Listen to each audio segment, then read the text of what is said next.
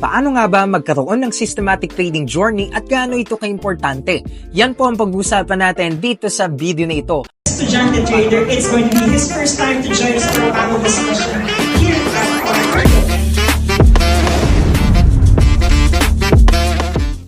Pero bago natin simulan yan, kung bago pa lamang pala kayo sa aking mga social media accounts, ako nga po pala si Christian J. Azucena, aka The Estudyante Trader. So tayo po ay gumagawa ng mga trading, finance, and investment contents para nang po sa gayon ay informed and knowledgeable yung mga kababayan po nating Pilipino, especially when we dive into the field. Kaya naman, pag-like ka na, mag-subscribe ka na, i-hit mo na yung notification bell button para nang sa gayon ay lagi kang updated. Okay? So simulan na po natin. Ngayon po kasi mga ka-traders, especially kung ikaw ay yun nga, nagsisimulan trader, which is gumawa tayo ng video doon yung mga tips natin. Pero ito po, trading system. Meaning, pag sinabi po nating trading system, it is a repeatable process. Ito na yung gagawin mo for your lifetime trading journey. 'Di ba? Ibig sabihin paulit-ulit mo siyang ginagawa, no? For example, 'di ba sa business, no? Parang pag pumunta ka ng convenience store na alam mo yung established na, okay, yung convenience store, yung proseso malinaw 'di ba? Kukuha ka ng paninda nila, then pupunta ka sa counter, and then may POS doon, pipindot-pindutin nila 'yon, and then 'di ba, parang tapos na yung transaction. They know the process already. Okay, gumagana yung business, no, na naka-automated na. No, hindi ko sinasabing automated trading, sinasabi ko muna dito manual trading, pero alam mo na yung proseso, alam mo na yung sistema mo as a trader, as an investor. Okay, so kaya naman ito po yung 3 components ng trading system. Okay, so unang-una po dyan is syempre trading strategies. Kumbaga guys, yung trading system, ito yan, no? Kumbaga, yung mga components niya lang yung nasa baba, itong mga babangginig ko, no? So, unang-una po is yung trading strategies. Syempre, marami na nga pong strategies ang nandyan, iba-iba. Syempre, may focus sa indicators, meron din naman po sa talagang price action sila, price action trader sila, meron din naman po yung mga tinatawag natin na mga theory-based strategies. Okay? Marami pong pwedeng trading strategies ang pwede mong may apply. Ngayon, ang pinakamasasabi ko lang po dito, it's definitely, wala naman dyan talagang pagandahan, pagalingan ng mga strategies ng mga coaches, no? Or na sistema. Kasi at the end of the day, it's definitely nasa sayo pa rin yun bilang isang mentee, bilang isang estudyante, or bilang isang trader, no? Katulad po natin dito, no? Na pag nakikinig ka, di ba, paano may kukonsume yung information? Paano yung strategy? Paano mo i-apply din yun pag ikaw na, di ba? Kaya, I mean, find a strategy that suits you better, di ba? Ibig sabihin na tutugma sa'yo, lalo na, syempre, kung anong trading style mo. Okay? So, yun po yung tinatawag natin na trading strategies. Meaning, ito yung mga estratehiya na personal mong ginagamit. Okay? Na alam mo maggagana sa'yo. Syempre, hindi ka naman bipili ng strategy na alam mong hindi effective, no, at hindi swak sa'yo, di ba? So, kaya yun ang hanapin mo na effective, walang perfect strategy, walang perfect na sistema.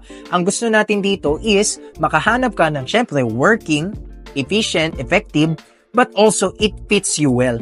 Kasi kapag effective nga siya sa ibang tao, sa mentors mo, sa mga grupo mo, pero sa'yo hindi naman talaga hindi umi-epekto. Bakit? Kasi hindi bagay, mas mabuting maghanap ka ng ibang strategy. Okay? So, marami dyan, no? Talagang magre-research ka lang, iba-backtest mo lang, yun yung kailangan mong gawin. Okay? So, that's number 1. Trading strategies. Number 2 po, is ito po yung tinatawag natin, no? Na mga tinatawag natin trading framework.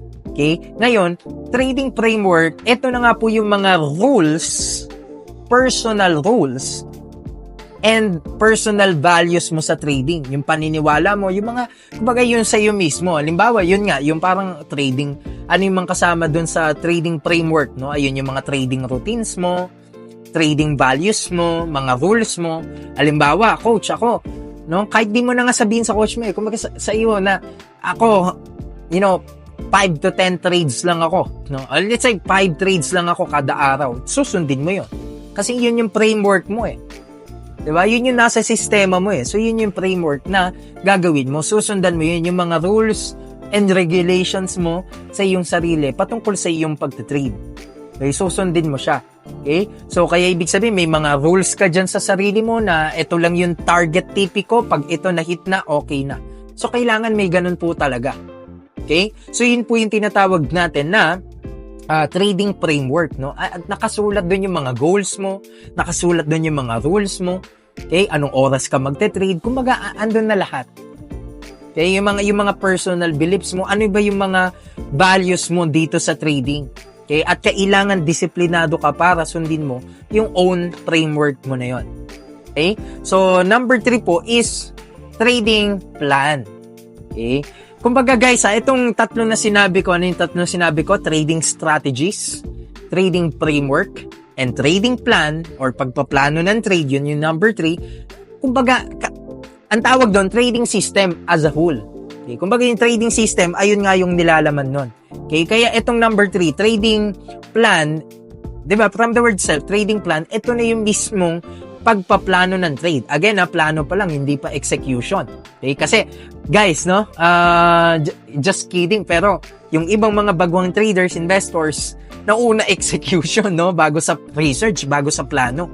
Kaya importante, number 3 is trading plan. Meaning, pag when we say trading plan, alam mo yung bawat pasok at bawat labas mo sa mga trades, no?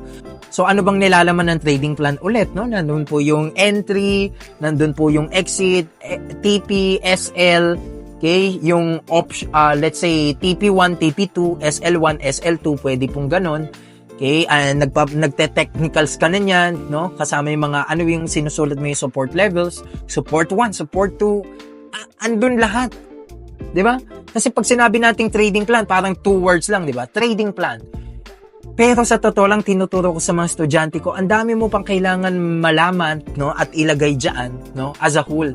Okay, andyan TP1 mo, TP2, SL1, SL2, S1, S2, resistance 1, resistance 2, ano yung plan B mo, okay, ano yung alternative plan, okay, as in lahat, no, na gusto ko nakalatag na, ganun ko siya tinuturo sa mga estudyante ko. So again, just to have a recap, pag ikaw natuto ka ng, no, meron kang sa sistema mo sa trading, meron kang number 1, okay, yung trading strategies na efficient and effective and it fits you well.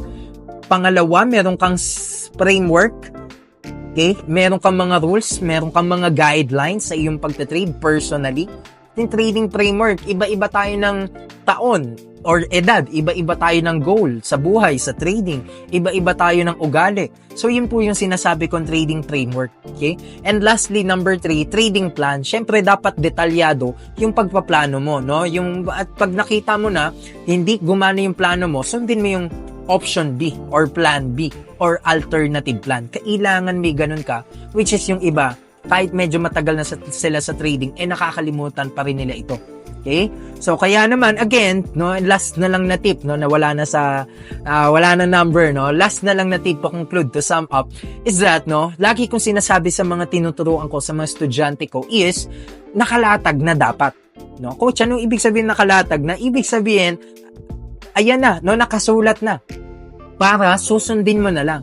At least, somehow, mababawasan yung FOMO, mababawasan yung hindi ka disiplinado kasi syempre matetempt ka, syempre it's always there, but di ba pag alam mong nakasulat na sa Excel sheet or sa notebook, alam mo yun, yung mga plano mo, framework mo, di ba parang susundin mo na lang siya, mas madali na.